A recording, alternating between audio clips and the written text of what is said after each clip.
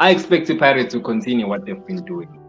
I know with the Sundowns he has signed players, but your job as Orlando Pirates is not to look at the Sundowns and be like, oh, I'm a player,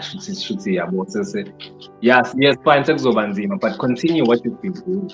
Yeah, well, keep on winning those games because still Namanja still say, even though Sundowns has strengthened their squad, there's still no excuse for Orlando Pirates to not go full ahead on winning the league.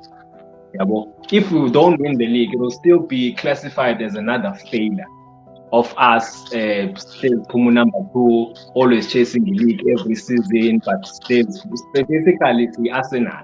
Yeah, well, when it comes to the league. Yeah, well, so there's no excuse. We have the squad. I'm always saying, Wuti, Puma be careful is a blessing in disguise for his parents. Yeah, well, to go full on for a league because you know with Sundowns, one of